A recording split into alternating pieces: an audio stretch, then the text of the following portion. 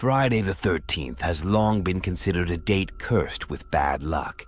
It's largely been a date that people look at as an excuse to do scary-themed activities like binging scary movies. But this is the first year since 2017 that Friday the 13th falls in October.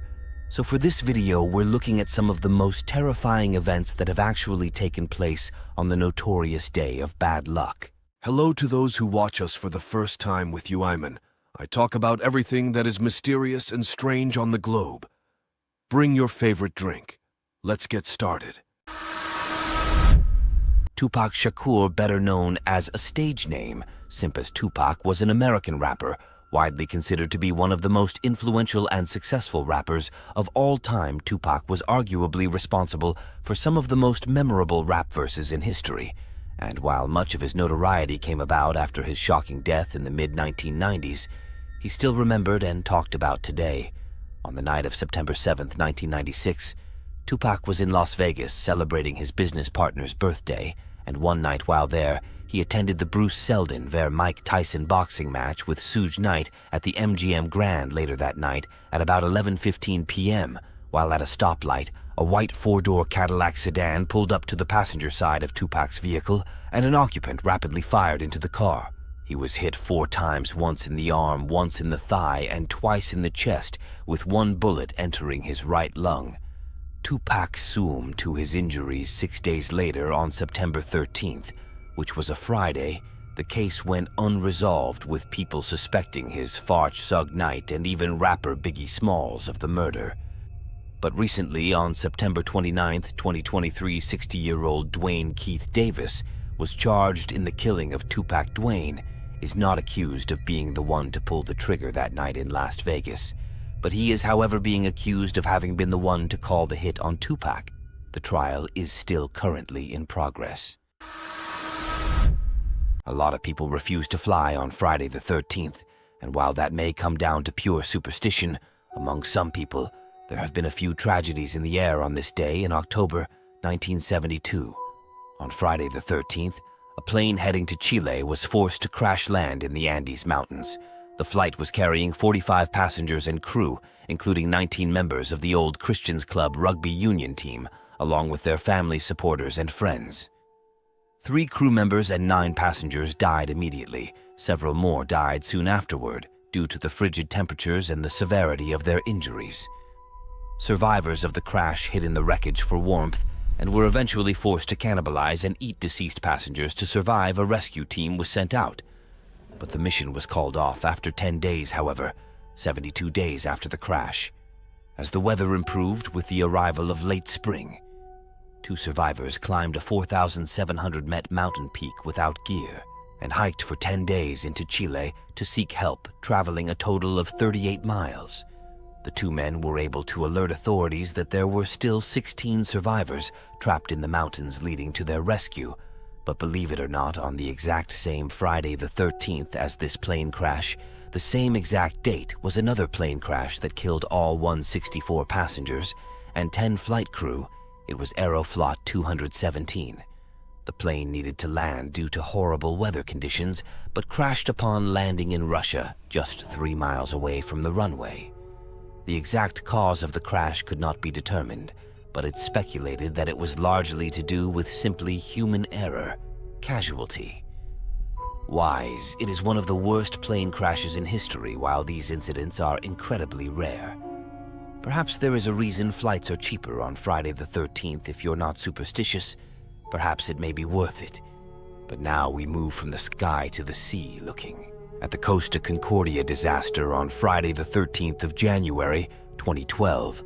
The 8-year-old Costa Cruises ship Costa Concordia just left Cetoia, Italy at approximately 7:18 p.m. On board were 22 crew members and 26 passengers. As the Concordia approached Giglio Island several hours later, it deviated from its standard course, moving closer to the small Tuscan island for a maritime salute, which included the cruise ship sounding its horn to show off to onlookers on the land. The Concordia had performed several in the past, but the area was known for rock outcroppings, and at some point such a formation was noticed in the ship's path.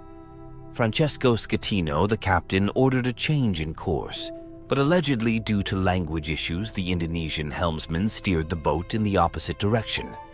It took a little over 10 seconds to correct the maneuver, and the boat's bow ultimately swung clear, but the stern collided with the reef at approximately 9:45 p.m. The damage had been done. The Concordia's port side had suffered 174 feet tear. This caused the ship to list and then partially sink, landing unevenly on an underwater ledge. Although a 6-hour rescue effort brought most of the passengers ashore, 33 people died, 27 passengers, 5 crew, and later a member of the salvage team. An investigation focused on the shortcomings and the procedures, followed by the Concordia's crew and the actions of the sea captain Francesco, who left the ship prematurely, leaving behind about 300 passengers on board the sinking ship, most of whom were rescued by helicopters or motorboats in the area. Schettino was found guilty of manslaughter and sentenced to 16 years in prison despite receiving criticism.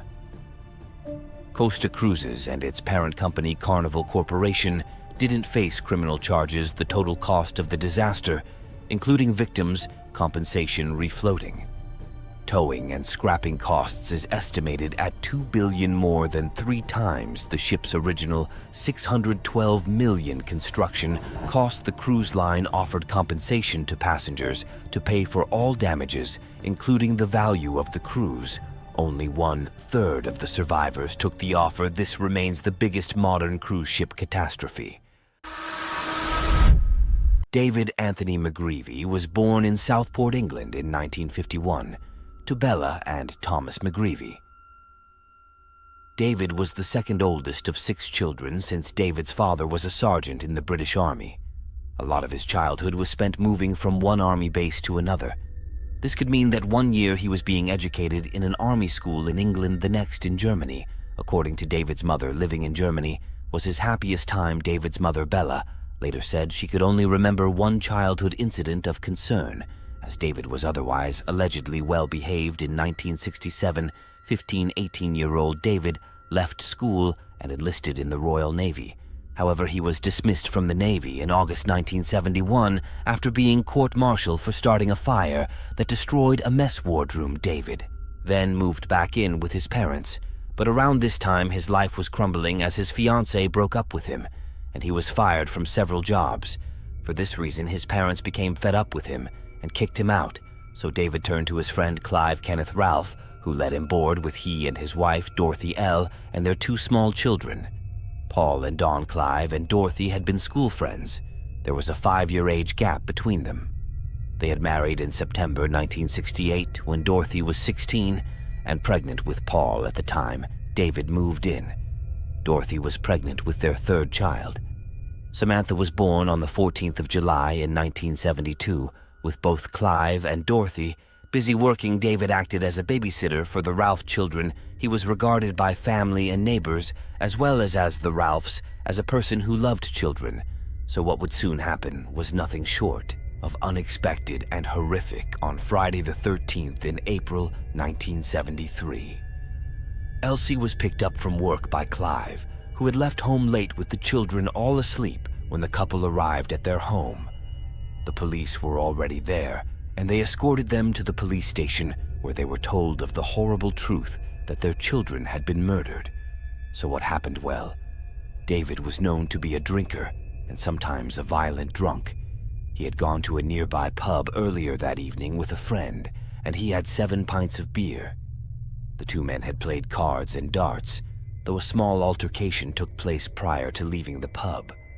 Clive picked David up from the pub and brought him to look after the children while Clive went to get Elsie from work. Sometime between 10:15 and 11:15 p.m., David, while completely wasted, became infuriated with the children, beginning with the baby Samantha, who had been crying for her bottle. David violently killed the 3 children, each in a different yet brutal manner. After killing the 3 children, David went down to the basement and retrieved a pickaxe to further mutilate their bodies. David was arrested by police at 3:50 a.m. walking on a road near the Ralph's home. Upon his arrest, David initially denied any responsibility. But several hours later, he admitted to the murders with his only explained reasoning, disgustingly, being simply that the baby was crying. David was sentenced to multiple life sentences with minimums of 20 years, and in prison he was subjected to frequent abuse by other prisoners, and he spent most of his 45 years behind bars in protected conditions in December of 2018. A parole board cleared David for release, declaring that he had changed significantly and he was no longer a risk. There's bound to be anywhere from 1 to 3 Friday the 13th Athas each year if you are superstitious and choose to be more low-key on this inevitable date in an attempt to escape any bad luck. You may end up like Daz Baxter. On Friday the 13th in 1976, Dad decided to just stay in the bed for the day to avoid anything bad happening, only to be killed when the floor of his apartment block collapsed under him. There's countless other stories and examples of misfortune and downright tragedy that's happened on Friday the 13th, but this could be said for literally every other date on the calendar at the end of the day. Maybe it's just another day. This was our story today. Do not forget to subscribe to the channel and activate the bell button to receive all new updates and like the video. Goodbye.